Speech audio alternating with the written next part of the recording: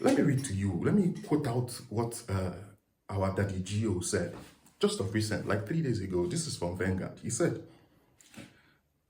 that's why when the president came in, the very first day he came, he said, this money spent on importing petrol are cancelled. We were all rejoicing, but some people were angry. Now he's trying to say, those making money from importing petrol, that's those making money from importing petrol, those are the people angry.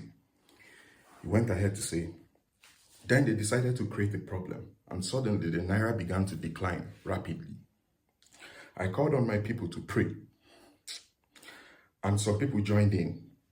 Because the way the Naira was declining, if God had not intervened, by now $1 would be equal to 10,000 Naira.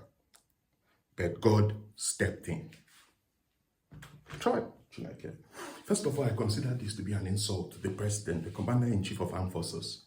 Why? How you go talk to a small set of people? Small set of people, we not even do up to 100, and then they hinder progress. Do you know what you're saying? This is somebody that is in charge of the police, the army, the air force, the immigrations, the customs, the NDLA, the DSS. All these armed forces are under his control. And small set of people, the trouble in government. How about now? First of all, if that's what you're saying, that means the president is incapable. He not they strong enough. He not get the will. And you see, this thing he just said, this is the reason why I blamed Obi. This is the reason why I blamed Atiku and Tinubu during their campaign. Because they made the people to see something that benefits them as something that does not benefit them. You understand? They made the people start seeing subsidy as if subsidy was the reason for our problem, which was absolutely wrong. I will remove subsidy, I will remove subsidy. Then why did subsidy come in the first place? I think subsidy was introduced by either Babangida or Abacha, one of them. And that was when we started importing petroleum products, just to reduce the effect on the people. That was why subsidy was introduced. So you need to understand, subsidy is principally for imported products. Now you're calling on God. If you can call on God to not to make $1 equal to 10,000 Naira, that means you can still call on God to make $1 equals to 1 Naira. Don't you have that powers? These things are easy. We all know what the problem is. And that's why we have technocrats. That's why we have professionals. That's why we have consultants. That's why we have professors. That's why we go to school. Come on, God has given us the brain. We all know what the problem is. And the problem is because we are importing petroleum products. Something we produce, we're importing. Whereas we have 4 refineries lying dead. Pastor, do you realize if we are producing, it will be much cheaper? There will be employment. We'll grow our GDP. Our foreign reserves will go all-time high. Simple arithmetic. Very simple. Do you realize we are among 10 top petroleum exporting countries in the world? Is this how the rest behave? No, absolutely no. If this is how they behave, they wouldn't be where they are today. Man, if we don't know what to do, we should copy from them.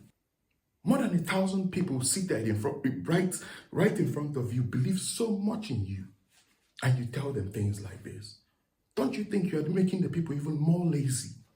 Because things they are supposed to do by themselves, they relegate it to God to solve for them. They start praying. And that's why I keep saying, if you give an African man fish, he remains lazy. If you teach him how to fish, he feeds his family, feeds his community, feeds his everybody.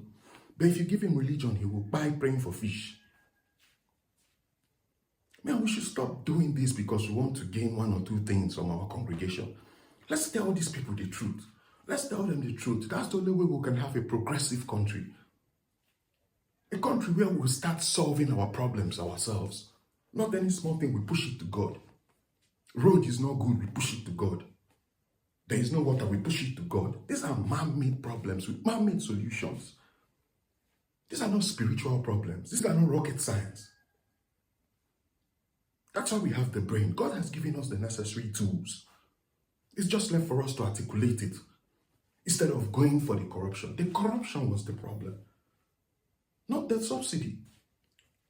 The subsidy was beneficial to the people.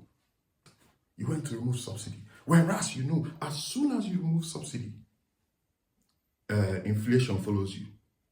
If inflation follows you, devaluation follows you immediately. Immediately. Because why? You are importing. If you are producing, it will be much cheaper.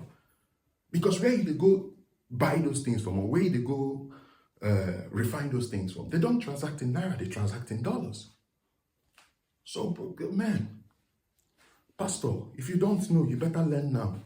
But I know you know, but you just want to bamboozle your people. Man, stop it. It's not good. I don't like calling out men of God, but please, tell your people the truth. Let's start articulating our brains so that we'll make a difference. Okay? Thank you, Pastor Gio.